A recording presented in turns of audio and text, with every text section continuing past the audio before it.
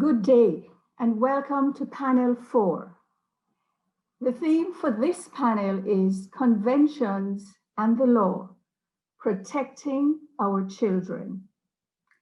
This is the final panel for the 6th annual Symposium on Law, Governance and Society, with our special 2020 theme, Law and Justice in a Novel Era. The entire staff of the Faculty of Law and the organizing committee are delighted you could join us today. I am Rose Cameron, the Deputy Dean for Undergraduate Studies and Student Success, and I'm your moderator for this final session. Before I introduce you to our very high-powered, insightful, and eminently qualified panelists who will present this afternoon, I have a few housekeeping matters to bring to your attention. Please mute your mics. The Q&A, question and answer session will take place at the end of all the presentations. We welcome your questions and comments. Please place your questions and comments in the chat. Please place them in the chat and nowhere else after you have listened to the presentation which has generated your question or comment. The questioner should state his or her name and keep the question or comment short. Please indicate the name of the presenter to whom your question or comment is directed. We are required to ask a few questions during the session to verify your attendance. The questions will run at the bottom of the screen, so please look carefully for them. With housekeeping matters out of the way, I can now introduce our distinguished panel. Our first presenter, Ignacio Goicoechea, who hails from Argentina. He's a lawyer and the representative for Latin America and the Caribbean of the Hague Conference on Private International Law. He specializes in international cooperation and international child protection. He directs the Regional Office for Latin America and the Caribbean, whose main objectives are to facilitate the proper implementation and operation of the Hague Conventions in the region. His topic is Introduction and Examination of the UN Convention on the Rights of the Child. Our second presenter is Rodje Malcolm. He works to promote a free, just, and fair society. He's the Executive Director of Jamaicans for Justice, a human rights organization that provides legal services to victims of human rights violations, conducts research and advocacy, and delivers training and education. His topic is Children in Lockups. Our third presenter is Diahann Gordon-Harrison. She's an attorney at law by profession and is a Jamaica's children's advocate, as well as the country's national rapporteur on trafficking in persons. She's an associate tutor at the Norman Manley Law School and has been recently elected as a member of the Board of Directors of the International Society for the Prevention of Child Abuse and Neglect. Congrats, Diahann. Her topic is child trafficking. Our fourth presenter is Mrs. Sharon Milwood-Moore, an attorney at law. She's from the Office of the Director of Public Prosecutions, where she functions in the role of Senior Deputy Director, responsible for dealing with human trafficking and sexual offense cases. She's always engaged in matters relating to the protection of children and has done numerous presentations to educational institutions and other civic groups concerning the laws surrounding child protection. And her topic is children, victims of sexual offenses. Our fifth and final presenter is Her Honor, Mrs. Sahai Whittingham Maxwell. She is a parish court judge at the Kingston and St. Andrew Family Court with 3 years experience on the bench. She's the author of the phrase, "Justice without compassion is just ice." And she's a wife of parish court judge Mr. Courtney Maxwell, with whom she shares 2 sons, Storm and Blaze. And her topic this afternoon is child diversion. Please join me in welcoming our panelists, who will present in the order in which they were introduced. So we'll have Mr. Ignacio Goicoechea, and I'm suggesting you call him Ignacio.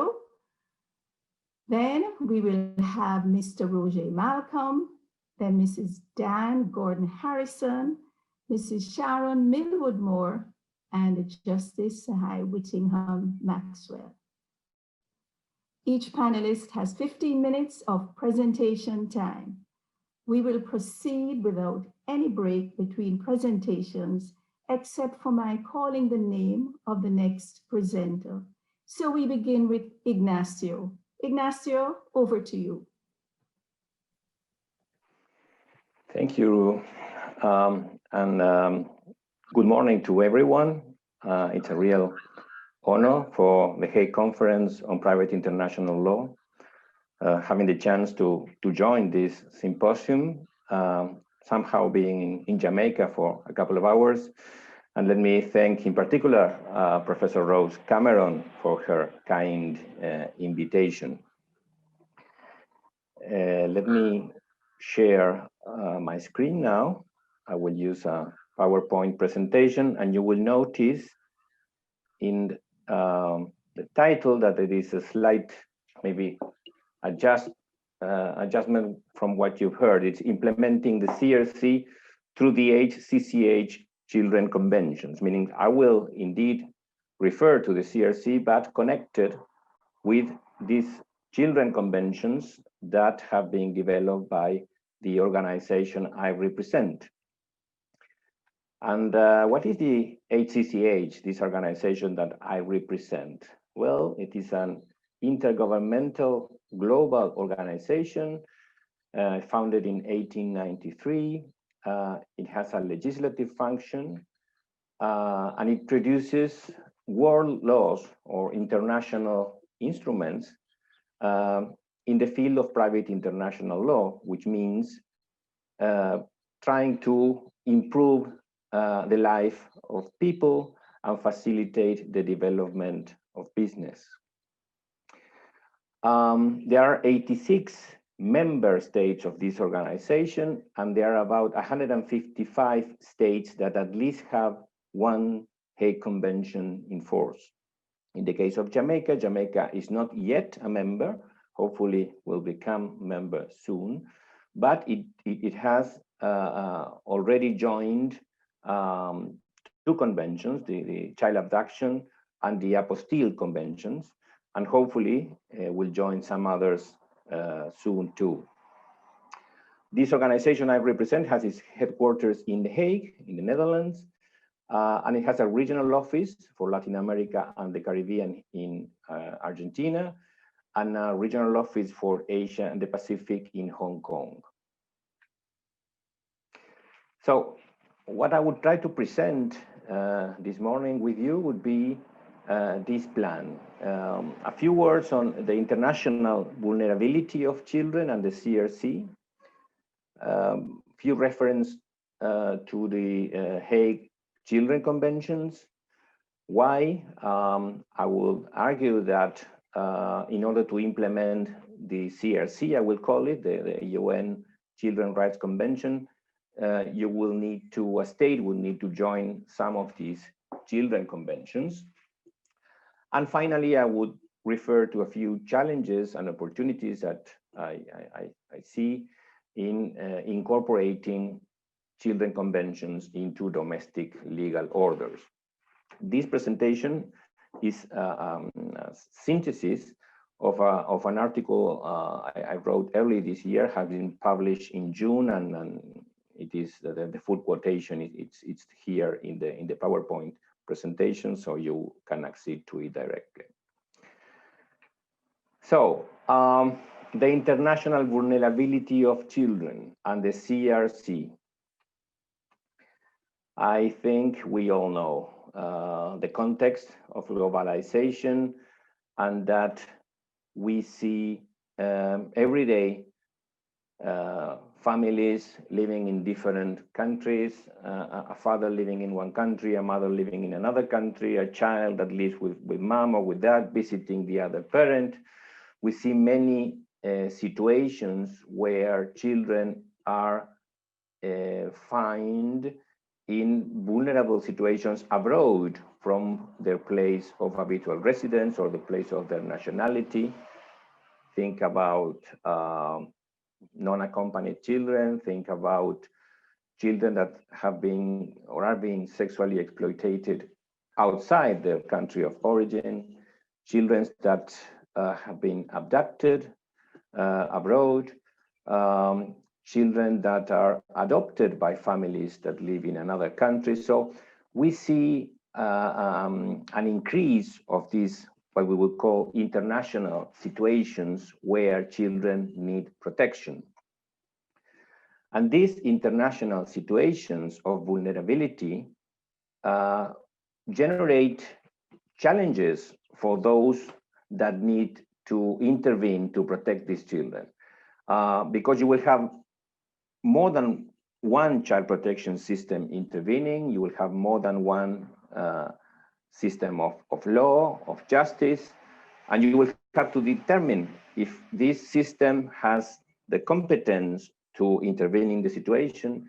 You will have to find out whether you will have to apply your own laws or the laws where the child belongs to. You will have, maybe parties will have problems to accede to justice because they will not have a legal representative, or they won't have the financial means to litigate. Take the example of child support, for example. If you have to recover child support abroad, it would be sometimes challenging to identify a private attorney that can do that work for you. And whatever is decided in one jurisdiction would have to be recognized and will have to provide legal effects in the other jurisdiction. And this is certainly challenging. So how are we addressing these challenges? Well, basically through international conventions, agreements, where states agree that in a given circumstance, this would be the system, the law that would be applied, that in this way, the systems of both states would cooperate, exchange information in order to provide effective protection for a child. And these conventions normally have entities like central authorities, administrative entities, or network judges that will operate these cooperation mechanisms that, again, are originated by international law, being bilateral agreements, regional agreements, or multilateral agreements. So here we come into the CRC, and it is somehow admirable to realize that the drafters of the CRC in 1989 already anticipated these international situations of vulnerability where children needed to be protected and where states should join international conventions to provide effective protection for these children. And if you take Articles 11, for example, on child abduction, 21 on intercountry adoption, 27 on child support, 35 on sale of children and trafficking, in the same text, you will have language like states shall conclude bilateral or multilateral agreements or join the existing ones. So the same text mandates states to join these instruments in order to provide effect to the rights that the CRC pretends to protect. So here is where the Hague Children Conventions come into play. And I will not enter today in details on each of these conventions, but I will simply announce the title, the 1980 International Child Abduction Convention, that is it's in force in Jamaica, deals, of course, with child abduction and protects children that are being abducted. So this situation of international vulnerability is addressed through this instrument. The 1993 Inter-Country Adoption Convention protects children that are going to be adopted by foreign couples. Still not in force in Jamaica, but we know that Jamaica is currently analyzing this instrument. The 1996 Convention on International Child Protection, we call it, although it has this long title that deals with jurisdiction, applicable law, recognition, and enforcement of decisions, and cooperation, all to protect children. And through this instrument, you will protect children that are being in a vulnerable situation abroad, again, like sexual exploitation, trafficking, abduction, even relocation, filiation, common family matters that need to be reflected in the foreign system by a decision that needs to be given legal effect, recognized, and sometimes enforced. And finally, the 2007 Child Support Convention, that of course deals with child support, and would allow for this mother, for example, that needs to recover alimony from a debtor father that is in the US, you can apply this system in order to get the money that this man owes you and probably have a better life for the child. So back to the text of the CRC, you will have Article 4 that says that states shall undertake all appropriate legislative and administrative measures to make these rights effective. And again, in international situations, this means that you will need to join international conventions, for example, the HCCH conventions. And in this regard, the UN CRC, the Committee on the Rights of the Child, enacts general comments, and there is a specific one on implementing measures, general comment number 5, that says when states ratify the convention, it takes the obligation under international law to implement it. And this general comment brings an annex, Annex 3, with a list of human rights conventions that states should join to make effective these rights granted in the CRC. In this list, you will find the Hague Children Conventions. Furthermore, in the periodic national reports, the UNCRC recommends states to join the conventions if they have not joined the list of conventions that I referred before, in order to address child abduction, inter-country adoption, and international situations of vulnerability in general terms. UNICEF have enacted an implementing handbook that again recommends the Hague Conventions as a way of implementing the CRC. So it seems clear that there is an international responsibility for states to implement the CRC, number one, and second, in order to implement the CRC in international situations, you will have to join this international instrument, these HCCH Children's Conventions, in order to make sure that we effectively protect minors. But there are challenges and opportunities to join these conventions. The first one is, you see that 196 states have joined the CRC, but there is a big gap of coverage between the CRC and the Hague Children Conventions, meaning that there are many states that still need to join the Hague Conventions in order to provide the full coverage in international situations. And we can ask, why does it take so long to incorporate Hague Children Conventions into the domestic legal orders? The first conclusion we will make is that there is not a question of legal obstacles, because these conventions have been negotiated by states of all the different traditions in the world, and are in fact being operated already by states of all the different traditions in the world. So it does not seem to be a legal obstacle. We tend to think that the main reason seems to be lack of prioritization by decision makers. That is why it takes so long for states to join these conventions. So the challenge, we will conclude, is to influence political agendas because states consider human rights and child protections very high in the political agenda and in the priorities.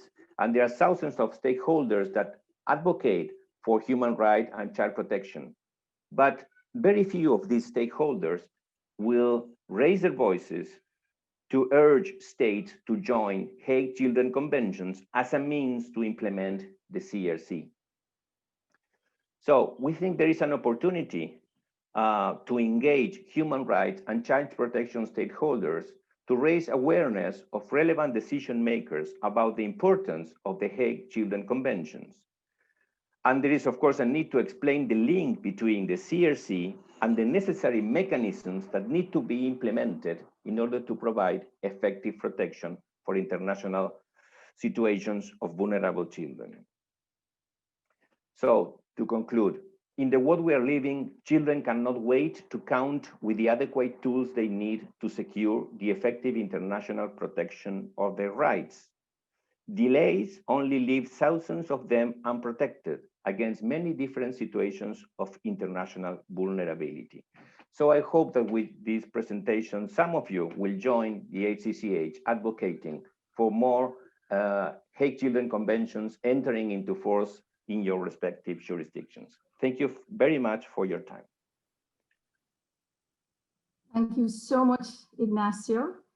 And at this time, we will invite Mrs. Diahann Gordon-Harrison to present. Good afternoon, everyone. It is my pleasure to be with you.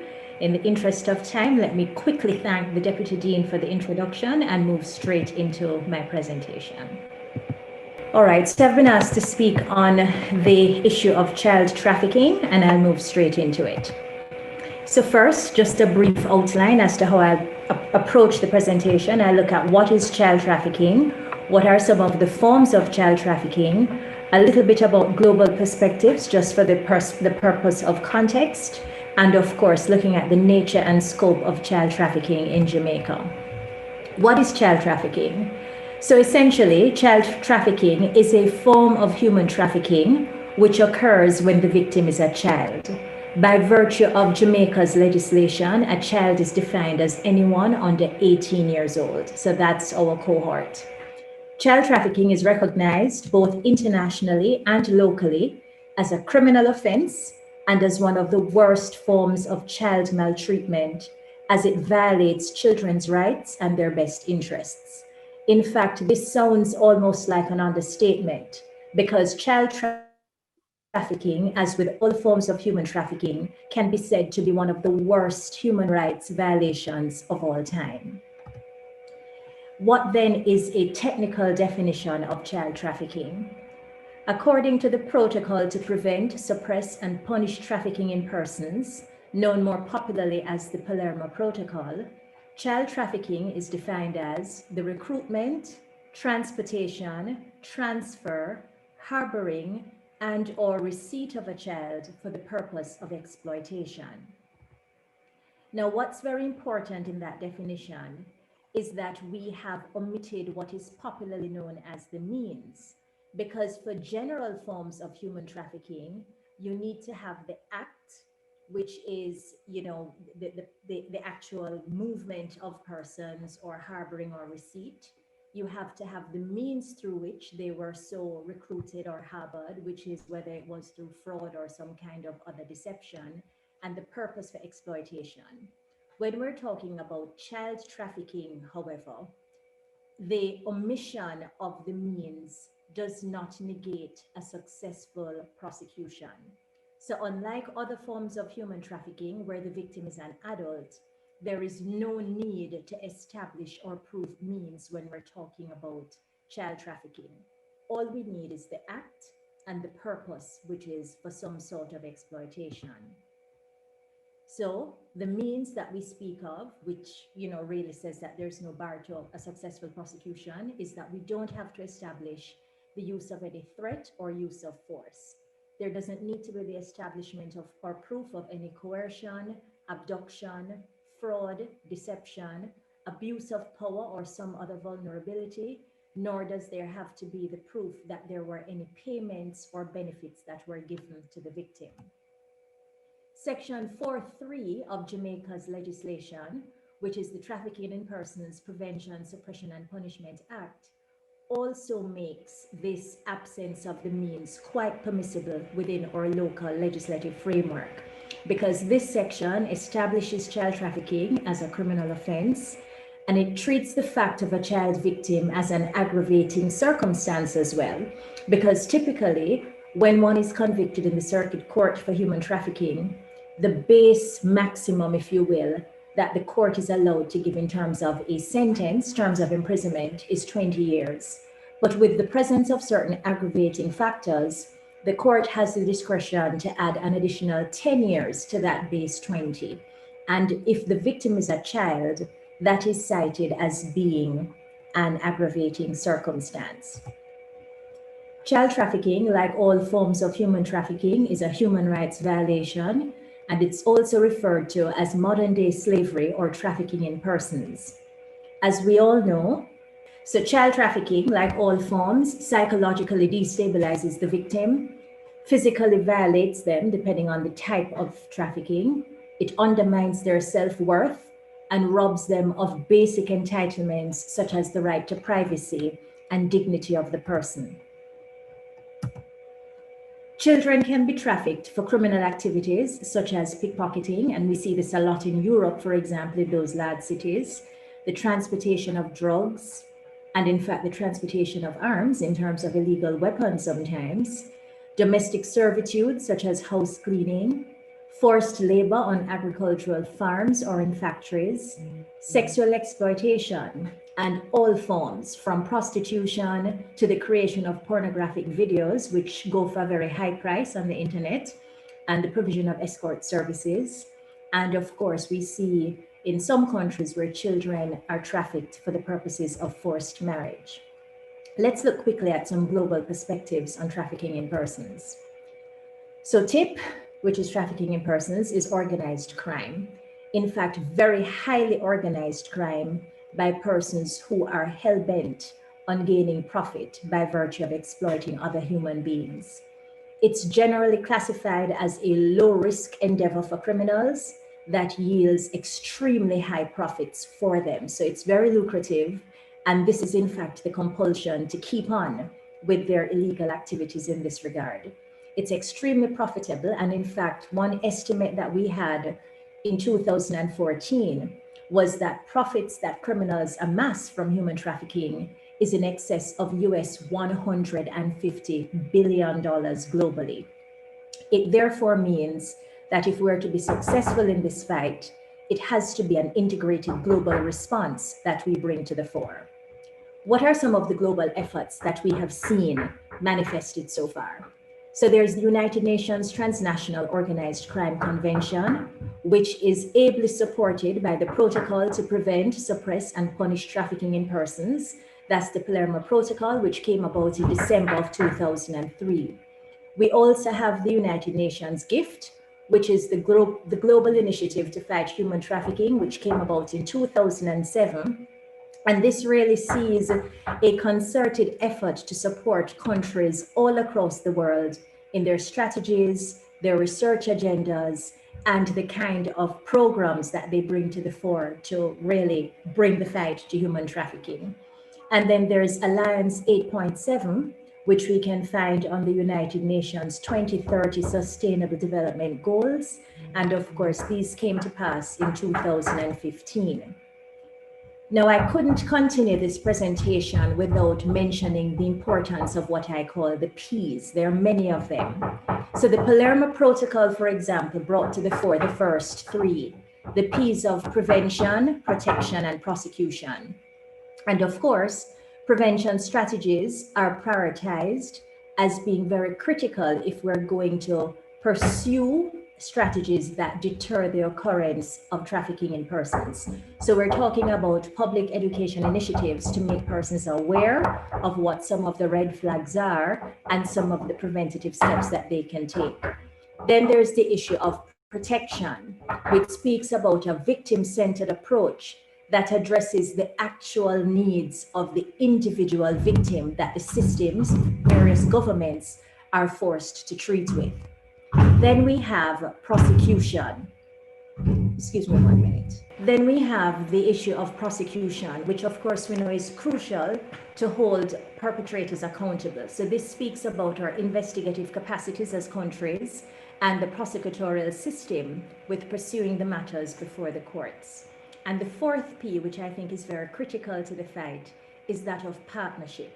And this is underscored, for example, by UN GIFT, which speaks about the collaborative efforts across governments, and that is the sharing of research, information, and best practices. A few statistics which will help us to really see the nature of the problem. Global estimates from 2016 show us that the victims of human trafficking are predominantly women and children. They accounted for 71%, and then the remaining 29% were, of course, adult males. Looking at these statistics, the 71% really in real numbers was 28.7 million women and children that represented these global victims. We found that they were often victimized in private spaces in the context of domestic servitude, the commercial sex industry, and forced marriages. And we found that men and boys particularly feature as victims of forced labor, debt bondage, and forced criminality. The global estimates, if we were to zero in on child trafficking victims, had us seen an estimate in 2017 from a report done by the International Labour Organization and the Walk Free Foundation that 25% of the trafficking of children, 25% of trafficking victims were children. In real terms, 5.5 million victims. And in 2019, by a UNODC report, we saw that there was a 5% increase. And the numbers were then saying 30% of victims were children. What is the Jamaican profile of the child trafficking victim? Based on 2018 statistics, we saw that the victim was usually one between 13 to 17 years of age. We saw that 50% of all victims in Jamaica were children. The majority that were rescued by local law enforcement were boys. And we saw girls being disproportionately represented as victims of sexual exploitation and boys being disproportionately represented as victims of forced labor. And the majority of the female victims were Jamaicans. Mind you, we also had victims from Colombia, Haiti, and Guyana. The main forms of child trafficking that have been identified in Jamaica to date are commercial sexual exploitation, forced labor in the form of begging, and domestic servitude. 3 examples of cases that I've uplifted for your consideration. We had a case of domestic servitude in 2016, and that case was the Queen against Ronnie Banks and Venetia Reeves. And in that case, a 13-year-old girl was trafficked by a Jamaican fisherman from Haiti and held captive in Jamaica in the rural parish of Clarendon, where she was caring for his mother and the house to the exclusion of any attendance at school and so on, which was one of the promises that he had made to her. That was successfully prosecuted and resulted in a conviction. In 2018, we had the child sex tourism case of the Queen against Douglas Peacock, who was an American tourist who was on the sex offenders list in the US, who traveled to Jamaica, and was convicted after he pleaded guilty for having sexually molested a child visitor who was staying at a resort property with him in the pool. And then we had a case in 2018 of forced begging. And in that case of the Queen against Kurt Allen, there was a man, Mr. Allen, who tricked 11 teenage boys and their parents that he had a football club and that if they were to become members, they had to pay a subscription. And in order to gather the funds, he assisted them with getting cans and all sorts of things so that they could beg persons money. But it turned out that there was no football club, and the funds that they in fact did receive were turned over to him for his own benefit. Again, because of the lack of the football club, and it was all fiction, there was a successful prosecution that again resulted in a conviction. What are some key takeaways, therefore, that I'd like you to pay attention to? First of all, traffickers can be either male or female, and the trafficker is typically someone who knows the targeted victim. They tend to target victims who have some identifiable vulnerability that they really know how to exploit. So if the victim, for example, is someone who suffers from low self-esteem or goes through periods of depression, or there is some anxiety, if the victim is from poor social circumstances and there is a need, a financial need, if there is weak family structure and an absence of sufficient support systems, these are just some of the things that traffickers play upon and exploit. What are some push factors, therefore? If the child has abuse at home, and this is abuse of the child herself or himself, or of someone who they're close to, so there's domestic violence in the home. If there is community violence and there's some amount of instability, if there are feelings of insecurity that the child has, and this is not disclosed to somebody who is in a position to assist the child, or if the child really is just suffering in silence and this becomes known. Also, if there's an absence of love and good relations in the home. So home is not a happy place that the child feels sufficiently tied to. So there's a lack of sufficient family or community ties. These serve as push factors. And pull factors, of course, are romantic feelings that a child who perhaps has security issues may develop over time because of the attention that a trafficker who is really courting this child for the purposes of exploitation will show. Also, the promise of a better life is always a luring factor. You promise the child better educational opportunities, a chance to work and study so they can increase their financial stability. And of course, the desire that some children have to travel and to see other cultures is something that serves as a pull factor. What can be done? So the Office of the National Rapporteur on Trafficking in Persons and its resources present avenues of assistance. For example, we recently launched an online resource library, and the website is there, which is an open access source that is there to equip all persons who have an interest with strategies that can be employed. There is the Trafficking Victim Survivors Handbook and Directory of Services as well to support victims of trafficking, and the e-learning tool for stakeholders to ensure that all our stakeholders are aware of what are the steps to be taken and also what they're in fact looking for. And of course, there are the various public education initiatives of the National Task Force on Trafficking in Persons, which boost the preventative arsenal that I encourage you to participate in. And with that, I wish to thank you. Thank you so much, Mrs. Gordon-Harrison. And at this time, please put your questions or comments in the chat. And I now invite Mrs. Sharon Milwood-Moore to present. Good afternoon, everyone. I would just, in the interest of time, express my gratitude very quickly to Mrs. Rose Cameron, Deputy Dean, for the invitation. I'm very happy that notwithstanding the pandemic, we have the opportunity to share in this way at your symposium. Now, in terms of the roadmap, as I wish to call it, for this presentation, I'll be looking briefly at the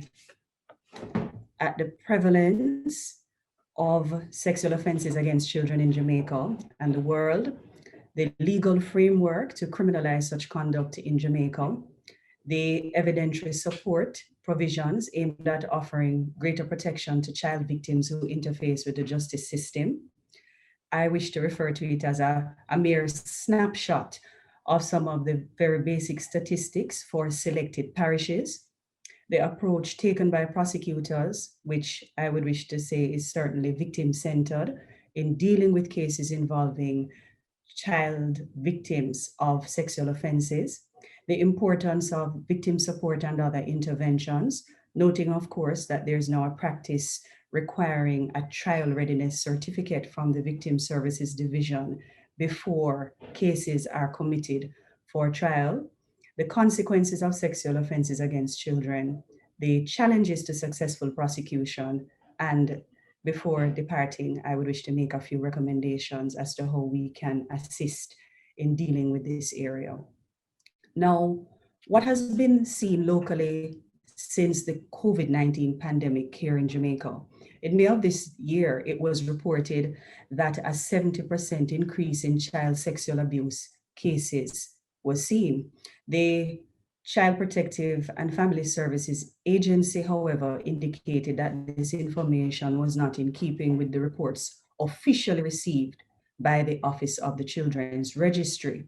Now, this percentage referred to had been supplied by the Pediatric Association of Jamaica, which obviously would have been speaking to cases that doctors dealing with children would have seen for themselves.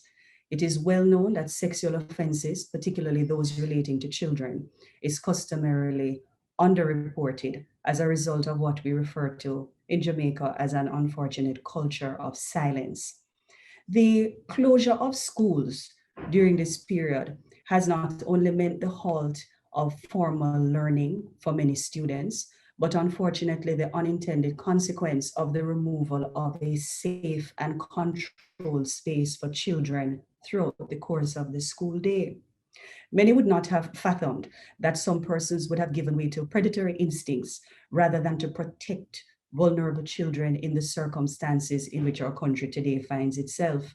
It has been reported that the occurrence of sexual offenses is commonplace in Jamaica, and children, because of their vulnerability, both in terms of physical size, age, and mental development, make for easy targets who are often very difficult to repel or ward off an attack. The face of child abuse. The Hague Convention on the Rights of the Child, which Jamaica has endorsed, has led us to be committed to the universally agreed set of non-negotiable standards and obligations. And I just want to highlight quickly that when you look through the legislation that has been enacted in Jamaica, the 4 core principles of the Hague Convention on the Rights of the Child can be seen coming out, which include non-discrimination, devotion to the best interests of the child, the right to life, survival, and development, and respect for the views of the child. Some introductory remarks. There remains serious and well-founded concern among all well-thinking persons at the extent of the occurrence of sexual offenses against children in Jamaica. From a prosecutorial standpoint, interfacing with young complainants in these matters requires that we literally steel ourselves into a place where our duty, first and foremost to all the parties and to the criminal proceedings and court, is carried out in a professional manner which advances the administration of justice. Now, having said that, these cases are, you'll permit me to say, beyond disheartening, particularly depending on how young the complainant in question. Competent prosecution of such matters demands that the earliest involvement of victim services takes place in order to provide the counseling needed throughout the journey of the case and to see to the well-being of the child. Unfortunately, in practice, what sometimes happens is that the counseling may take place very close to the time when the offense is reported, and it will continue for a while. But depending on how long the matter is on the list before the court, there could be a period where there's a break. Oftentimes, there will be issues relating to the priority placed by parents and guardians in facilitating children being taken to have counseling done. Conducting interviews and ensuring that child complainants are sensitized to the courtroom and all reasonable expectations of the process is extremely important and is a critical aspect of how prosecutors prepare for such matters.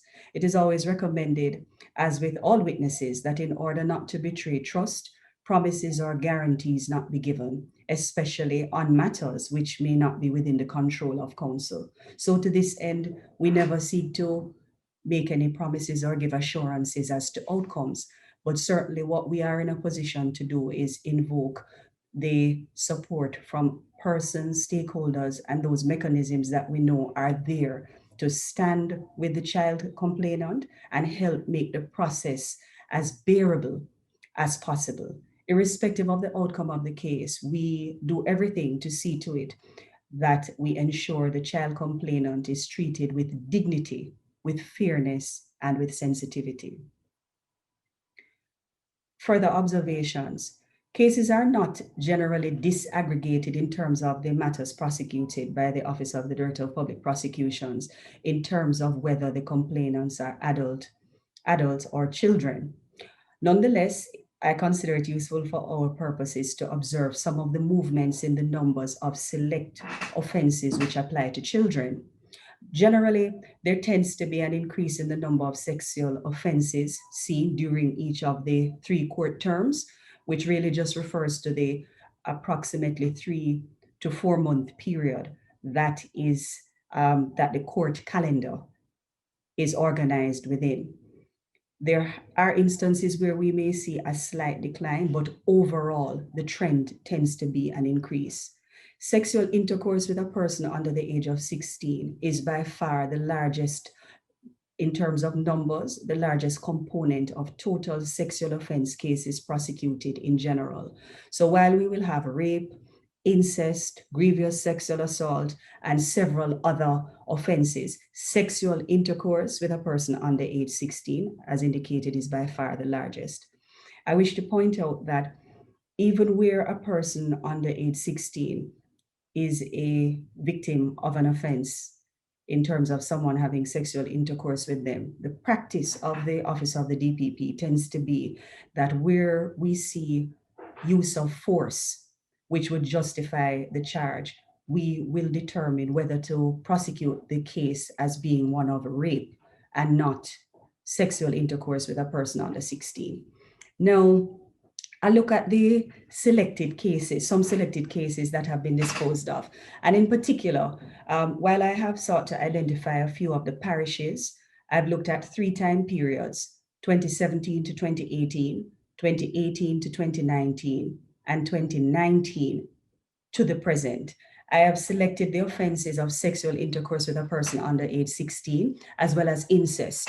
We tend to find that generally the incest cases that are handled relate to an adult relative who would have had sexual intercourse with a child relative within the prohibited degrees as stipulated in the Sexual Offences Act. So in St. Catherine, in 2017 to 2018, we would have noticed that there were 48 cases of sexual intercourse, that is my abbreviation, sexual intercourse with a person under 16 years disposed of. For the following year, we saw a decline where the figures in terms of disposal of cases of sexual intercourse with a person under 16 was 34. However, notably, and it goes without saying that these statistics and figures have been extracted from information provided by the Office of the Director of Public Prosecutions.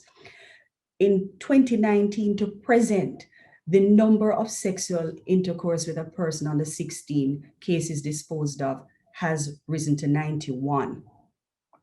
In St. Catherine, again, we found for the cases of incest in 2017 to 2018, there were 12. The following year, that figure was also 12, and in 2019, it declined to 10. In St. Thomas, in 2017, the sexual intercourse with a person under 16 cases disposed of was 18. it moved in the following 2 years to 15. And for 2019 to present, we have seen 37 cases disposed of. In St. Thomas for incest, for the same periods, we had 1 case in 2017, followed by no cases in 2018 to 2019 based on what was disposed of, and a single case for 2019 to present. Now, when we looked at the parish of Clarendon, we found that for sexual intercourse with a person under 16 in the year 2017 to 2018, 15 cases were disposed of. In 2018 to 2019, 32 cases were disposed of, and in 2019 to present, 39 cases were disposed of. I'm going to move a little quickly in the interest of time. But when we look at St. Mary for the same offense of sexual intercourse with a person under 16, that parish showed a decline in terms of the number of cases that were disposed of for sexual intercourse, 26 in the first year, 16 in the second year, and 23 in the current year. Now for Kingston and St. Andrew, because within the office of the DPP, the rural circuits are treated differently from what we call the home circuit, which refers to Kingston and St. Andrew. I thought that I would share with you the trial results in sexual offense cases in general to give you an idea of what the figures show us in terms of the rate of convictions and acquittal over the same period. So for the overall sexual offense cases in the Kingston and St. Andrew or Home Circuit Court for 2017, we found that there would have been 106 convictions as opposed to 54 acquittals. In the rural circuits, that is all the rural circuits looked at for the similar period, it was 168 convictions and 214 acquittals. For 2018 to 2019 in Kingston and St. Andrew, we had 117 convictions, 90 acquittals. For the rural circuits, 289 convictions and 213 acquittals. For 2019 to present, we found 84 convictions, 69 acquittals for the home circuit, and for the rural circuits, 196 convictions and 279 acquittals. Now, one of the questions that needs to be addressed very early is, where are children being sexually abused based on the cases that we see being prosecuted before the courts? This is taking place in their homes, in the course of using various forms of transportation, in their churches, in their sports affiliated associations, in the homes of relatives, and I dare say family friends, and even online. The use of technology has come to be seen quite prominent as a feature in how it is that children are often being lured to become later victims of sexual offenses. Because of course, I would hope that many of us would have heard many efforts, certainly by the National Task Force Against Trafficking in Persons, many other entities, the CPFSA, the Office of the Children's Advocate, many public service announcements trying to sensitize persons to the importance, parents, guardians, of being aware of children's activities while online. And particularly during this period of the pandemic, when what has been left for the majority of children is online learning, it means that there are greater periods when children are exposed on the internet. Many of us would have heard that in many of the situations when children are online, because parents have to return to work, you have periods of time when the supervision is less than ideal, hence the need for constant discussions with children and, where possible, for limitations to be placed. What are some of the consequences of sexual offenses? The Center for Disease Control in the United States indicates that 91% of child sexual abuse is perpetrated by someone the child or child's family knows. The total lifetime economic burden of child sexual abuse in the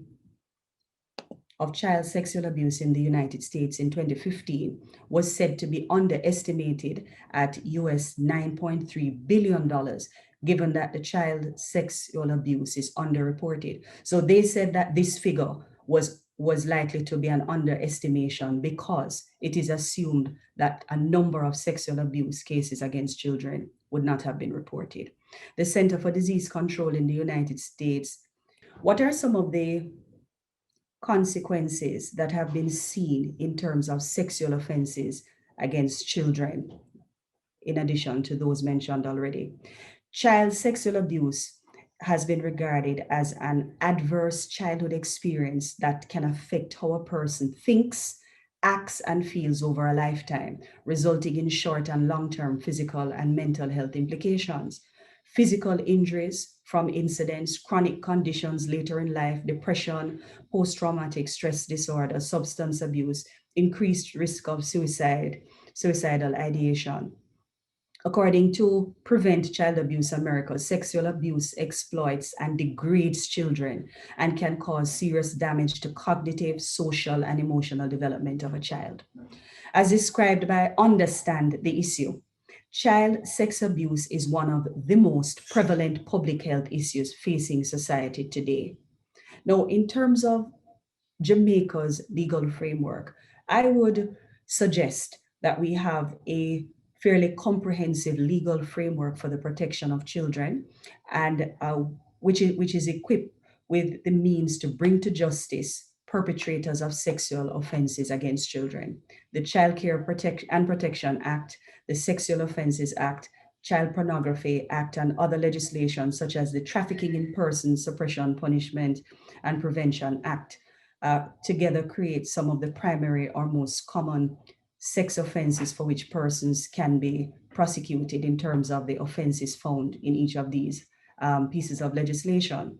The Sexual Offenses Act of 2009 was passed with the objective of enacting a single piece of legislation which contains sexual offenses in general, and it sought to introduce new offenses aimed at the protection of children under Part 4 of the Act. The new offenses included, which I consider quite notably, included sexual grooming, sexual touching, with special stipulations as to the punishment where a child was sexually assaulted by an adult in authority as defined under the Act. The Act also repealed the former Incest Punishment Act in keeping with the aim of creating a single source of the law relating to sexual offenses.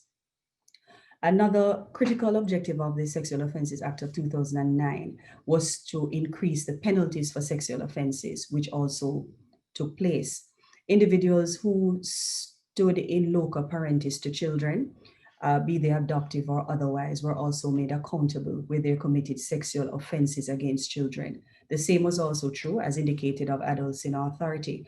Now, there are some who would say that even where these persons committed sexual offenses before, it would have been possible to have them prosecuted under the law as it existed previously. But there are many who will tell you how much more it means when persons who are adults in authority or who stand in loco parentis can be prosecuted in a way that the law explicitly recognizing the special nature of their relationship with the child victim. Offenders are prosecuted for most sexual offenses were committed against children. However, as said, the new offenses which have been created are specific to the position of children. I note grievous sexual assault, which is used for all persons, whether it is adults or children, was created under Section 4 of the Sexual Offences Act, and it is gender neutral in nature, and it sought to embrace many of the practical situations of sexual abuse using body parts, objects, and even involving third parties. In the case of children, generally speaking, once the actus reus is proved in terms of the physical act, the offense is likely to be established with proof that the victim is under the age of 16 years. Now, sexual touching was created under Section 8 of the Sexual Offences Act, and which defines a child as being a person under the age of 16 years. And an adult is said to commit the offense where he or she, for a sexual purpose, touches any part of the body of a child with a part of his body or her body with an object, or invites, counsels, or incites a child to touch with a part of the body or with an object the body of any person, including the adult or another person. in question. An act is considered to be done for a sexual purpose in this context if a reasonable person would consider that because of the circumstances, the act is by its nature sexual. Sexual grooming is a new offense created under the Sexual Offences Act, which is considered useful in the case of children under Section 9. The provision makes it an offense where an adult meets a child who is defined as a person under the age of 16 intentionally or travels with the intention to meet that child in any part of the world, and at the time of the meeting intends to do anything in respect of the child that would amount to a sexual offense under the Act. The offense is defined as being subject to the fact that the adult does not reasonably believe that the child is of or over the age of 16 years. So in the practical situations where, for example, whether it is a meeting online on Facebook, on Instagram, whether it is by way of just getting a number and making communication on WhatsApp, appearing to befriend a child. And as Mrs. Gordon Harrison pointed out before, we find that the adults who assault and violate children sexually tend to be very clear on the vulnerabilities of children. So where it is that a child might be starved for attention and love, and you have many children who at a particular point in their teen years or between 12 and a few years younger than that too, might feel as if they're not loved. They might be even sometimes in what we consider to be lashing out or rebelling. They are in need of attention. And of course, when, as you'd see depicted in this photo, whoever it is that might not have any good intentions towards the child finds that child on the internet or wherever they're able to happen upon such a child, they quickly are able to place themselves in the child's life as a friend, as someone who cares. And before you know it, easily the child ends up being drawn into sexual violation. Now, sexual intercourse with a person under the age of 16 years is captured under Section 10 of the Sexual Offences Act. And this offense replaced the offense of criminal abuse, which had been gender neutral under the former Offences Against the Person Act provision.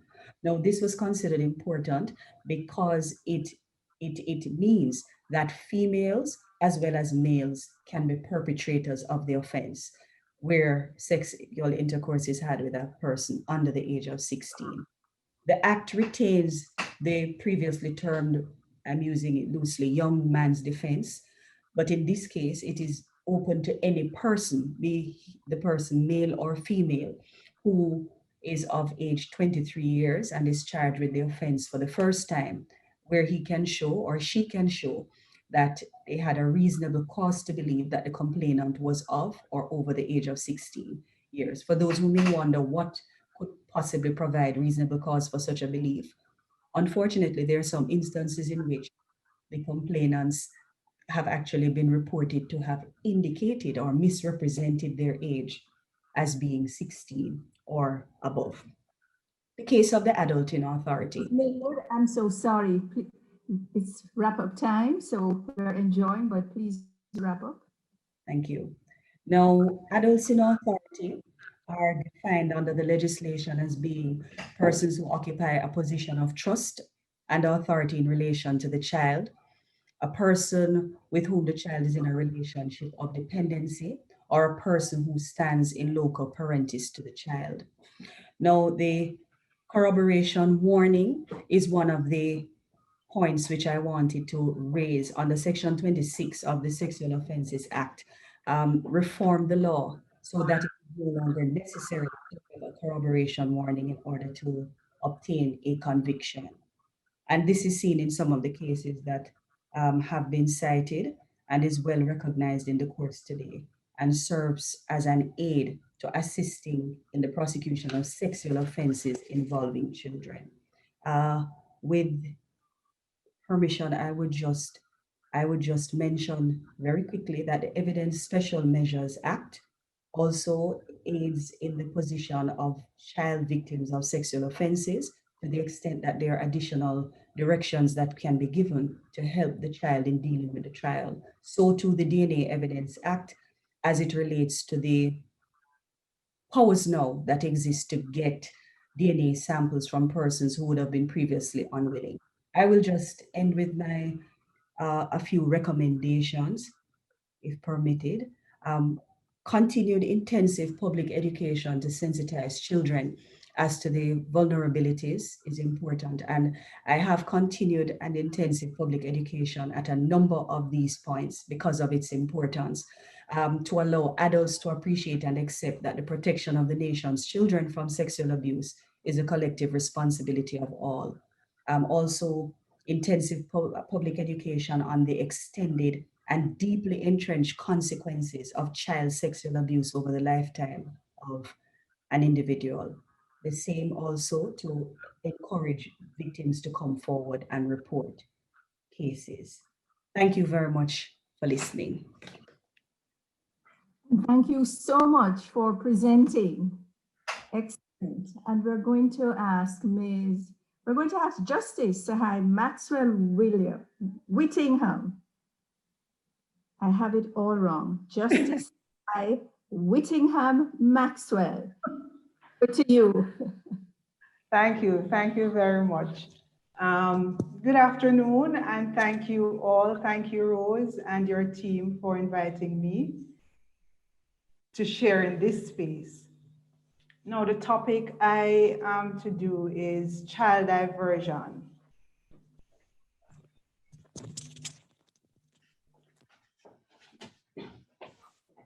Is a new topic to all of us here in the legal field.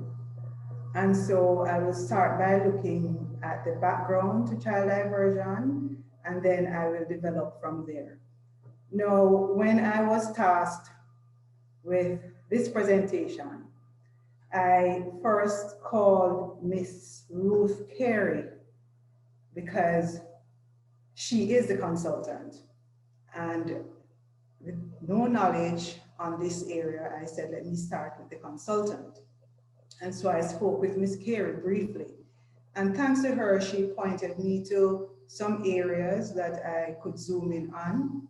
And though our discussion did not materialize in the way that we wanted it to, it was still a good starting point for me. So I thank Ms. Carey for her assistance in directing me to areas that I could look at in terms of the Act. So the background to child diversion. The drafting of a child diversion policy in 2014 resulted in the development of legislation which treats with children in conflict with the law. And so in January 2018, Cabinet granted approval for the tabling of a bill which was enacted as the Child Diversion Act of 2018. This act came into effect on December 31st, 2019. And so, as I said before, it's new. Now, what is child diversion? Child diversion is a process of implementing measures for dealing with children alleged of, accused of, or recognized as having infringed the law without resorting to formal judicial proceedings. So that is to say, we're looking at an alternative way of dealing with child offenders or children in conflict with the law outside of taking them through the formal court system. Now, it is considered to be in the interest of individuals and to further the public interest in using alternative measures to deal with these categories of offenders. So diversion of children provides greater benefit, in most cases, to the offender, victim, and the society than with the formal justice system. Now, there's a paper I have. I will just share it now. This paper is a guide to my presentation. Because of the length of the paper, I will not go through every single page, but you can use it as a guide to take you through what I will be addressing. So now that I've looked at the background and I've given you the definition to child diversion, how does it work? Now, child diversion works by way of referrals. Referrals are made by a constable, the judge, or a prosecutor. Once that referral is made, it is now over to the child diversion committee to establish a care package that is suitable to the particular circumstance of the case. So as it relates to proceedings under child diversion, can these be used in a court of law against a child? And the answer is no. Once a child is in the process or is going through the process of the child diversion program, those proceedings are confidential, and so they do not form part of any other court proceedings thereafter. Can criminal proceedings continue against a child who is engaged and participating in child diversion? And the answer again is no. Once a child is engaged in the child diversion program, all criminal proceedings are suspended. And so there is a period of time to ascertain whether or not the child has completed the program. If the child completes the program successfully, there are a number of options open to the court, orders that the court can make. If it is that the child does not complete the program, then the child is brought back before the formal justice system.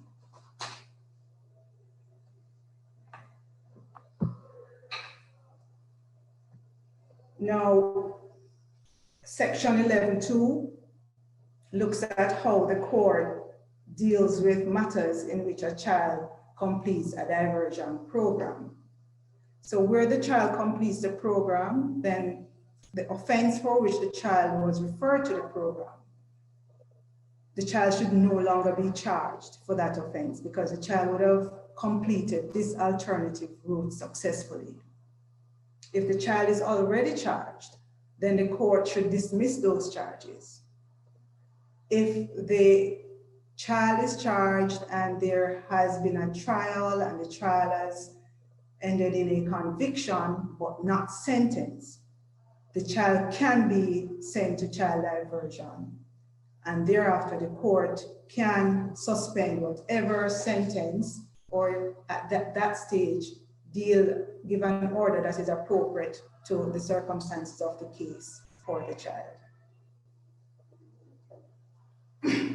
Now, that leads me to the point, which is very important. Child diversion can be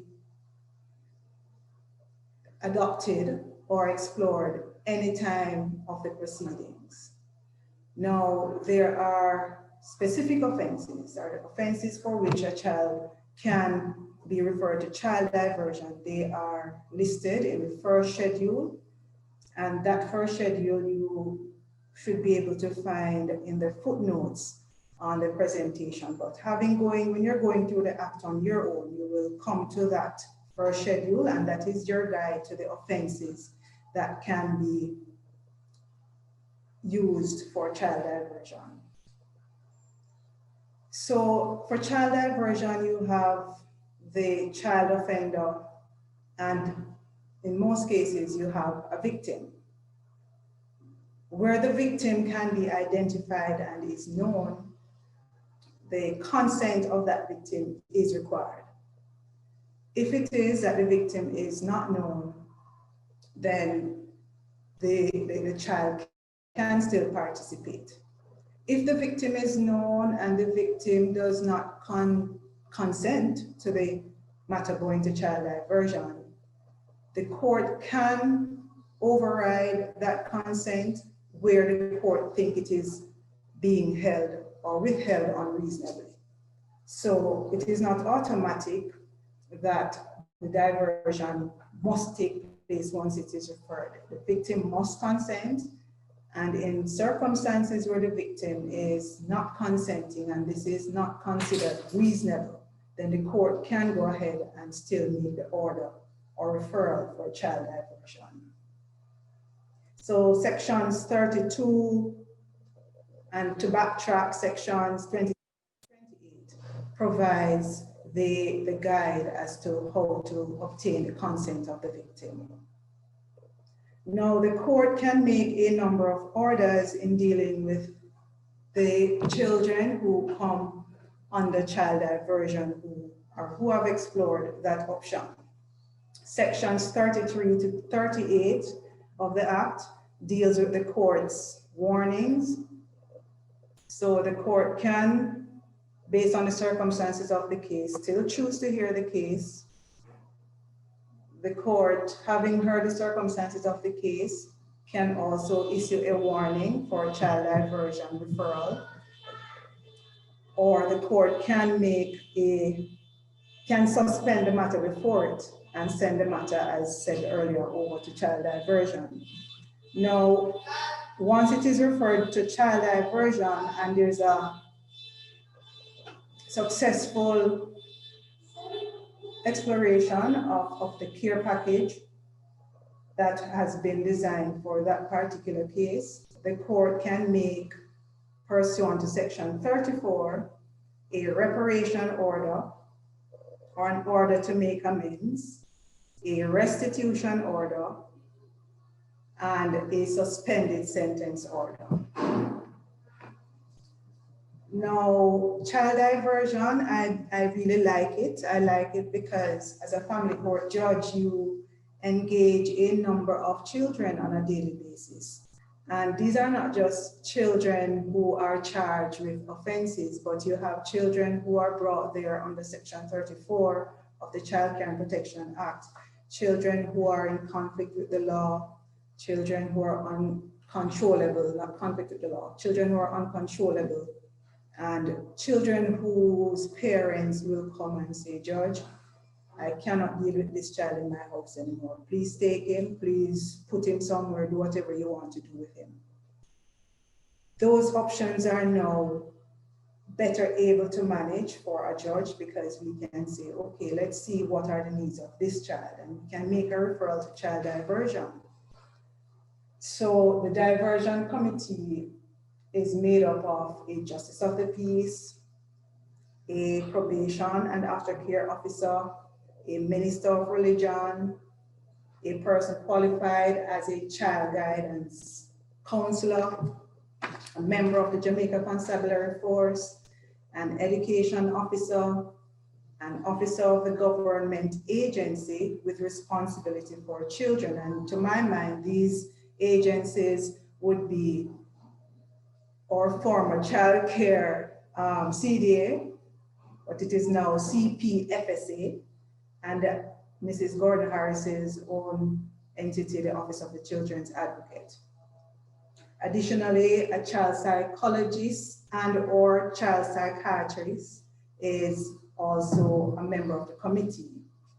And the committee also must have someone who is qualified in criminology, human behavioral science, social sciences, and drug abuse treatment. Now, why it was important for me to go through the list, it scores for me the point that some thought went into the putting together of this legislation, because we're looking at persons on the committee from different areas, but all these areas are necessary to get beyond what we see in front of our eyes in the courtroom.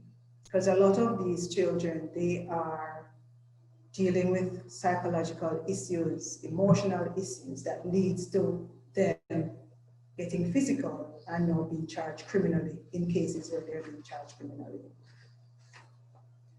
Now, how is child diversion affected? When I look at child diversion, page 19 of my presentation, it speaks to considerations to be given when giving effect to a child diversion program. Section 14.1 provides a baseline for us. And I'll just go through some of the considerations that we ought to consider when looking at the committee and how the committee considers what is to be done for the child.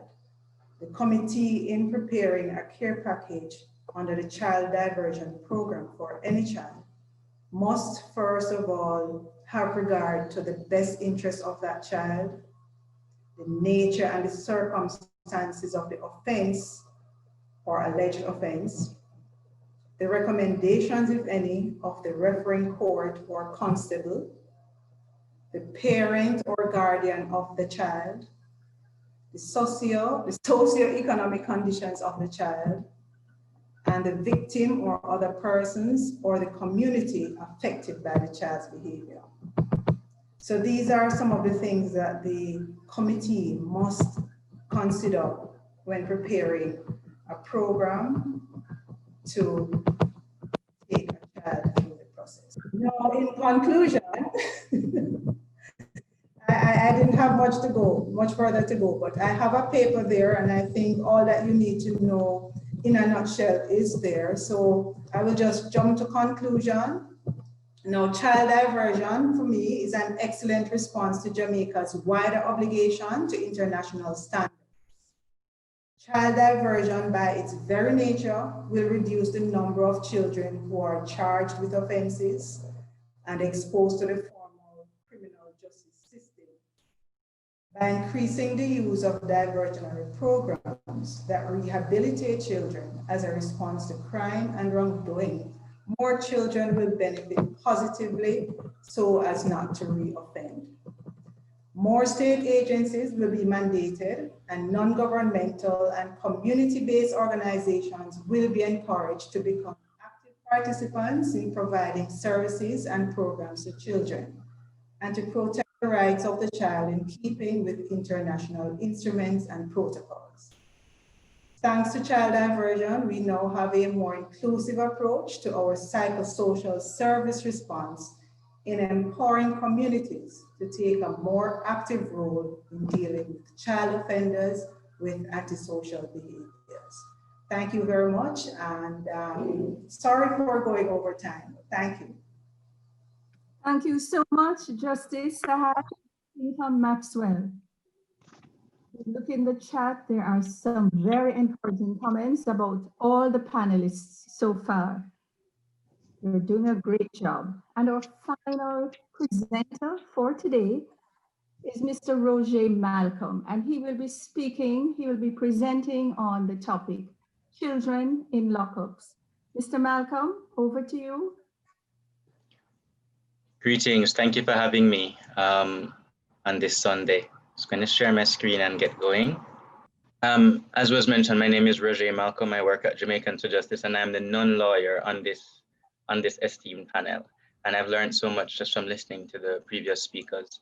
So my presentation is actually focused on unfinished business for children in the justice system.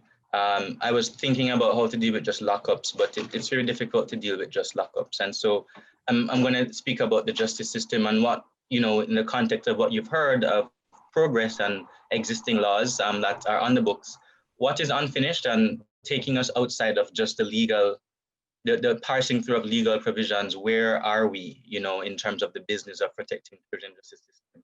And I'll take a more critical approach, a critical person. So when we speak about children in the justice system, I'm here to speak about three things. One is the continued existence of a section of our Child Care Protection Act that allows for imprisoning children who commit no crimes because they're deemed uncontrollable. Sahai would have mentioned some of those cases a while ago. The second is something that we just heard about, rolling out of child diversion, and then some outstanding reforms for children. So the first is, what vision would we want to have for children in the justice system? The vision that I would propose is that our system is an enabling legal environment for youth to enjoy their rights and to realize their full potential, an enabling environment. And so when we think of an enabling environment, we have this picture here of this small, what I think is a almond tree trying to break through the concrete. And that is oftentimes how many children experience the system. They thrive in spite of the system, not because of the system. It doesn't mean that everything is bad. Some very good things are happening, like child diversion, trafficking in persons. But this is the experience of many children. You know, the system does not facilitate their flourishing. And so when we think about making the system more enabling, we think of a few things. The first is to dismantle things that are bad, you know, things that don't make the system good. We just need to get rid of them. The second is to build things that are good, you know, build pathways and create things that help children. And this may sound very simple, but it's surprisingly not very obvious. And then it's to do the maintenance and evaluate and reform things on an ongoing basis to continue to ensure that the system is enabling. If we compare this to a garden, it should be the comparison of pulling out weeds, planting good things, and doing constant gardening. And that's how I want to organize this presentation. So the first weed we need to pull out is locking away children who are deemed uncontrollable, because it's something we all know we don't want to do, something governments have agreed that they want to reform for the past decade, and have committed to reforming but have not done so. So what are we talking about? Under Section 24 of our Child Care and Protection Act, it is still legally possible in Jamaica to imprison children who commit no crimes, even if they're simply because they're deemed beyond parental control. No, the Child Diversion Act did not solve this issue. It has made it a little bit better, but it is still totally legally possible in Jamaica to lock away a child for years at a time, even if they've committed no crimes, because their parents say that they can't control them. And a judge at the parish court, of the family court, has determined that it is expedient to lock the child away. And I'm using the word expedient because that's what the law says. Now, with this provision, we get wildly different results. Some family court judges don't really utilize this provision quite a lot. Some use it quite a lot. And so you have very wild variation across our courts, because it is something that there is large amounts of discretion surrounding. So what does the law itself say? You don't have to believe me. I don't have a LEC. So you can look on the law for yourself and see it. Section 24, subsection 1, allows a parent or the guardian of a child to bring the child before the juvenile court where such parent or guardian proves to the court that he is unable to control the child. And the court needs to satisfy only two criteria to make an order. One, that it's expedient to deal so with the child, not so much that it's in the best interest, but it's expedient. And B, that the parent or guardian consents and understands what will happen. And that's it. And the orders that are available to the court are a correctional order, which is imprisonment. And we're not going to sanitize the language and call it a juvenile correctional remand center and an order for this. That's what it's called in practice. But a correctional order is imprisonment, sends a child to prison with offenders who commit crimes. B, to provide for the child to be committed to the care of a fit person. So that could be a relative or a children's home or even foster care. And 2, be placed under supervision of an aftercare probation officer. Now, with the Child Diversion Act, there's another option. You can have a drug treatment order, and I believe you can have some type of social, I don't remember the name of it, but another order that is another type of social support, and I believe you can have a reparation order. So what Child Diversion did is add a few more options to this list of 3 options, but we've always had these 3 options for children deemed beyond parental control according to the statute, and the first option being imprison them, and the 2 other options being other types of child protection responses. So if you think about the first option, one is penal, one is imprisonment, the other is child protection, child services, child welfare. Okay, so that's what the law says. This year, I'm just going to give you a few examples of what we are seeing. So this is something that from the illustrious Jamaica Star, and this is a report of a child sent to a prison, sanitized Landridge Court as a correctional facility for bedwetting, and this was an investigation the public defender launched. And at the time, she had indicated that there were 66 children in various correctional facilities. You won't be able to get an accurate number. I've been working on this for a few years. So this year we launched back work on Jamaican Justice on this issue, and we got wildly different numbers of how many children were actually in prisons for being uncontrollable. The Department of Correctional Services official count told us 3. Our persons on the ground told us between 35 to 50, and then we had the public defender telling us it's 66. So, and you've seen this throughout the years. Throughout the years, the numbers of, nobody can give you an accurate number because it's a head count at a given day. It's not, the data that is collected, unfortunately, is not credible, and it oftentimes excludes remand centers, particularly Metcalf remand. It just focuses on correctional facilities. So we have a concerning number of children in prisons for who commit no crimes. And so in 2013, we had a bold announcement by the government that the practice would end and it would be made legally impossible to do this, and law reform was coming. And this announcement on its own substantially reduced the scale of the practice. But we have seen a resurgence in the practice. So in 2019, Jamaicans for Justice got its most recent case of a child as a client who was locked up for being uncontrollable. One child directly came, engaged Jamaicans for Justice because we were in court at that time. And another was a parent who didn't know that was going to happen to their child when they brought the child before the court and wanted help getting the child out. So we're seeing a resurgence of the practice in 2019. So what I'm showing you here is the proportion according to the ESSJ data of children appearing before the court for uncontrollable or disorderly behavior. It doesn't tell us what orders were given, but it tells us the number of children coming before the court. As you can see, there's a general spike of a little bit over 400 children in 2018, up from a little bit over 300 in 2017. I do have 2019 as yet. And so the bottom line here is that data is telling us that more children are coming before the court and at aggregate level for things that would be conduct issues, uncontrollable behavior, disorderly behavior. And the legal option remains and is now being used a little bit more than it was in the past, prior to 2013 at least, and post 2013 at least. And so there's a particular interest in removing, from our perspective, the option to imprison a child who has committed no crime because of disorderly or uncontrollable behavior, when other options exist and have been expanded under law that are equally appropriate and oftentimes more suitable for a child who, again, has not committed a crime, but goes to prison. So, we have legal aid at the time saying no child should go to court without a lawyer, though that doesn't really solve the issue because it's not just an issue of representation. The statute is bad. And then this is a case, this is last year, one of our clients who wrote a letter saying that, she was suicidal, she wanted to kill herself, she doesn't know why she's in prison, she didn't do anything wrong. She simply stayed out a few nights and her mother and her have disagreements. And the mother brought her to first police and then to court.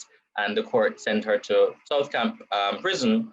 And she doesn't know why she should be there. She's there with people who commit crimes and it's not fair to her. These are her words and this is just the headline. And it's quite an emotional letter that she wrote because she's quite articulate. And she's now pulled out of school. She's going to be years behind if whenever she comes out. And she wasn't allowed to sit her CSEC exams while in the facility. So, I just want to give a quote here because we sometimes have to really listen to the kids. She says, I'm going through some serious problems. I can't stay here too long. I'm going to, I'm going to kill myself. It's keeping me far from my family, my brother, my nieces. I want to go home. And this refrain of I want to go home is a constant thing you'll hear when you deal with any children in correctional facilities. And so what does the current law do? It creates something called a status offense. And status offenses generally have been determined more and more by human rights jurisprudence to violate children's fundamental rights. And a status offense is something that ordinarily would not be a crime, but the person who does it, i.e. a child, is uncontrollable. It is treated as if it was a crime. So if you can't control me and we live together, there's really nothing you can do about that. If you can't control me and I'm a child that you have care of, then I can go to prison because you can't control me and the judge believes it's expedient. And I'm simplifying the process, obviously. And so you don't have to really believe me that it's bad though, because the government has agreed that it's bad for years. So we have the cabinet decision in 2013 to amend the Child Care Protection Act to address the issue. I'm going to put what the quote is from cabinet. They said that they were going to, quote, remove the options for judges to commit children displaying antisocial behavior to correctional centers. And they expected that it would have been completed by the end of the year, all right? It's a timeline of promises for reform. There was a cabinet decision to amend the law in 2013. There was an announcement before the UN Committee on the Rights of the Child. There's a commitment before the UN Human Rights Committee when the UN raised the issue about happening in Jamaica. There's a follow-up commitment in 2018 to the UN, and in some of our briefings we provide this information. And in 2019, we have a commitment from the Minister of Justice after Jamaican to Justice met with him in December, saying that by January, for sure, documents will be brought before Cabinet and tabled before Parliament. And so I want to just play a clip of Minister of Justice Delroy Chuck on Beyond the Headlines, just giving the commitment. And I think it's very instructive to understand when we speak about unfinished business, what we're speaking about. 1 second to do that.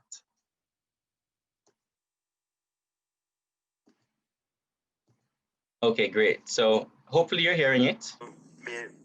Submitted because it is drafted, and even though it is coming from the Minister, it really should be coming from the Ministry of Education. But I have no difficulty passing it on to the Ministry of Education to indicate the unconstitutionality of this provision. And whether it comes from me or from the Ministry of Education, it will be done in January. Okay, definitely January. Definitely January, whether it comes from me or from the Ministry of Education. I know that it is being worked on. I had asked Jamaicans for Justice to send some information to my legal officer here. And a cabinet note really can be 1 or 2 pages. All right, I'll pause it there. So 3 things were said. He's doing a cabinet note to indicate the unconstitutionality of the provision. Not my words, Minister of Justice's words. 2, as Diahann asked him, definitely by the end of January, it will be done. We are now about to be in December. And 3, he had requested Jamaicans for Justice to send information to support the cabinet note, which we gave in December. All right, so this is public radio. I'm not taking this thing out of a space. So where do we go from here? We have unfinished business in a statute that allows for the state without a trial, really only taking a social inquiry report and maybe asking a few questions depending on the judge, to lock away children because they want to lock away the children. And it's not that everybody is being evil, but the system produces an outcome that, so long as the legal option for incarceration remains, are going to produce pernicious outcomes for children for no really good reason, because we have now 4 other options in law that are equally suitable, including deprivation of liberty in a children's home, if you want to get extreme, that would allow for dealing with the issue without incarceration. So if we want to improve the outcomes of children in the justice system, it involves doing what we say we're going to do, right? So that's the first point I wanted to make. When we spoke about that garden, pulling out the weeds, that's a big weed. And I focus on it because it's years of promises. There's no debate about its unconstitutionality for the government at least, yet it continues. What can we do that's good? So Sahai would have spoken a while ago about rollout of child diversion. So, I don't need to repeat that. As we heard, it diverts children from the formal justice system through a spectrum of other models. But it does not actually resolve the issue of imprisoning children beyond parental control. It doesn't solve this issue for 2 reasons. One, as you heard from Sahai, you have to commit a diversion offense to qualify for a diversion option. And if I could just point to the statute itself here, section 16 of the statute provides the diversion options, and Sahai would have gone through all those options a while ago. A diversion option, if as you're seeing here in the interpretation section, is an option available for inclusion in the child diversion program based on committing a diversion offense, and the diversion offense is an offense in the first schedule. And as you can see in the first schedule, 1, there are no offenses under the Child Care Protection Act are listed as diversion offenses, but it isn't an offense technically to be uncontrollable. And so the degree to which the Child Diversion Act actually solves this issue is limited to its amendment of section 24 of the Child Care and Protection Act, which I'm putting on the screen here, which maintains a correctional order.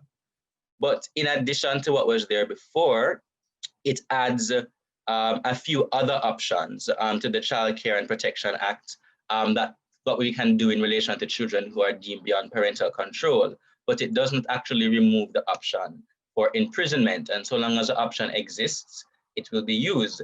Again, there always were options, and the option continued to be used. And so the Child Diversion Act, and this recommendation was made during the debate and the seat of the Child Diversion Act when it was being drafted, and it was expressly not accepted. And so it's really curious as to why we maintained it in the Child Diversion Act. You can read it there if you read the statute. It maintains imprisonment. And so, you know, if you read the words of Delroy Chuck here, he says, the Child Diversion Act is designed to deal with children who commit specific offenses, all of which are set out in the statute. It does not make provision for children deemed uncontrollable, as this is not a charge or criminal offense. Those are his words, you know, so I'm not making this up. It is very clear that the policy directive was not to include children deemed uncontrollable in diversion options. Why? Only the good Lord knows. And so, you know, he pointed out that the Legal Aid Council is supposed to do that work. And so the Child Diversion Act is three really good things. Well, it has three good components, or points, I should say. One, it's progressive, it is game-changing, and it's important. And it can, if it's rolled out well, transform the system. Where we are, the work is just starting. National rollout has not yet been fully completed. We don't yet see police officers, because, you know, issuing warnings and courts making lots of referrals as yet, because the training is still ongoing. And so it's being rolled out, but it's not yet at national scale. And so that's something we need to continue to advocate around. But the most important thing, which is also why it took so long, is that it requires lots of attitudinal transformation and public buy-in from all justice stakeholders, not all of which fully buy into this concept. You know, we've had divides among police, for example, about a tough on crime approach applied to children. We've had issues with the CPFSA, who many times, unfortunately, still recommend in social inquiry discussions imprisonment of children because they're named bad children. And though when you raise these issues to the CPFSA, they're told that's out of policy, but the experience oftentimes is that the actors in the system need further attitudinal transformation to make this game-changing legislation work. Okay, so what we need to do, I'm just gonna skip that. So finally, outstanding reform. We have not spoken about, and today we can't get to it, the long-standing reform of the 2014 Child Care Protection Act, which has many things that need to be changed, and a joint select committee met about it. When will that happen? That's something that we have to advocate for. The reform of the Sexual Offences Act, the joint select committee completed that work. It needs to be done. The Adoption Act, which is older than independent Jamaica, is another major outstanding reform, and there's loads more. So the bottom line here is that we need less talk and a little bit more action to complete that unfinished business. If we take new leaps without doing the unfinished business, we're going to always find the gaps, and children deemed uncontrollable are one such gap. Thank you for your time. Thank you, Rodje. And thank you to all the panelists this afternoon. This has been a most satisfying experience. Your presentations have left us with so much to think about. At this time, we will go to our chat to see what questions and or comments are there for us to share with the panelists. So we'll slip over to that. And in our chat, we have the first question is to Mrs. Milwood-Moore or Mrs. Gordon-Harrison. It says, is it easier to obtain TIP, tape prosecutions, than sexual offenses ones for children? Who will take it? Is Mrs. Gordon-Harrison or Mrs. Milwood-Moore? All right, so I guess I could start off. Thanks for the question. It really comes down to prosecutorial discretion. So when the investigation is done and an assessment is made, most times by the police in consultation with the DPP's office, especially if it's, you know, there are complexions or components that suggest that human trafficking could arise, there is a decision based on what is had, what is available, based on, to determine which of the offenses they will go for. In the Peacock case, for example, because he was a registered sex offender in another country, which recognizes child sex tourism as an active issue that they police globally, there was, I know, a tripartite discussion that involved the US government, because even though Mr. Peacock pleaded guilty in Jamaica, there was actually an aspect of his sentence in terms of the term of imprisonment that was dealt with by the US courts as well. So it really comes down to what the circumstances are, what are the available pieces of evidence, and what, on a full consideration of all the factors, would be perhaps the surer offense to prove. And sometimes, as well, as Mrs. Milwood-Moore will tell you, is that we look at the extent of the penalty. Because of course, if it is that the case is particularly strong and you can go under the statute that gives you more room in terms of holding the perpetrator accountable, that's something that goes into the consideration. Thank you, Mrs. Milwood-Moore. Yes, thank you. I am in agreement with the comments made by Mrs. Gordon Harrison, and I certainly would not suggest in answer to the Michelle Walker that it is easier to obtain prosecutions than sexual offenses. But as was indicated, certainly we have to look at all the circumstances and what the sentencing options would be, all the evidence, and determine which one we are more likely to be able to establish under the law, and we'll make the selection considered appropriate. Thank you. Thank you. And our time is running out, but Justice Maxwell, I know that you put a comment here, and sometimes we have some visually impaired persons. Would you just like to just read it very quickly for us so everybody gets a chance to know what the comment was? The comment I was just sharing in terms of what Rodje was saying, that the Child Diversion Act has a provision specifically stating that children are allowed or can be locked up in an adult institution. So when I pointed that out to the consultant, she too was very mindful of it and was of the view that it is a provision that needs to be removed because it is formalizing locking up a child in an adult institution. So that was highlighted and is one of those things that is earmarked to be changed in the Act. I also want to make the comment that Section 34 of the Child Diversion Act speaks to where a child is brought before the court as a child in need of care and protection under the Child Care and Protection Act, or as a child offender, or otherwise, the court may make an order under subsection 2.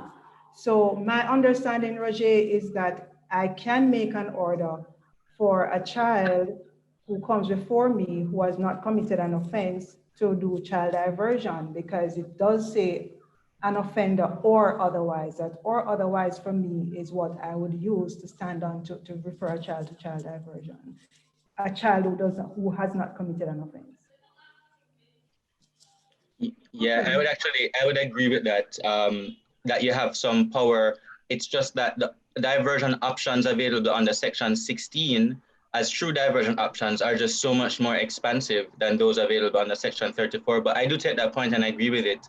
I just find it so strange that we kind of have to do acrobatics into sort of finding a way to deal with something that was a frontal issue during the development of the legislation. Appreciate it.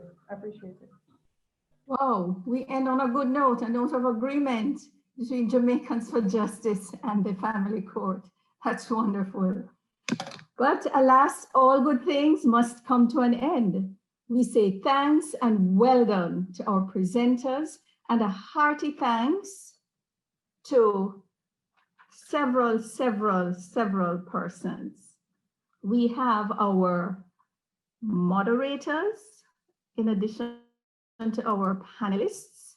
We have our administrators, and I would like our administrators at this point, if you could turn your cameras on so that everybody can see the people, those quiet, hardworking faces behind this, the success of this symposium. Can you turn your cameras on for a brief moment, please?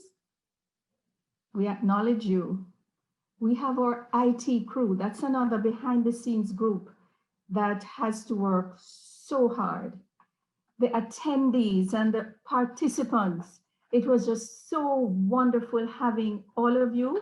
The faculty is grateful to everybody who contributed to the success of this symposium. But the dean is in the house, and I would invite her at this time to join me, because I know she has a word for you. Thank you, Rose. And I just want to join you in thanking everyone for making this weekend's events possible. We needed to have you, the presenters, the chairs, to give us these brilliant presentations. I know it was such an enriching and learning experience for me. I mean, we covered such a wide range of issues, and it just highlights some of the major things that we need to deal with in, in our society: child-related issues, the environment, financial regulation, corporate law.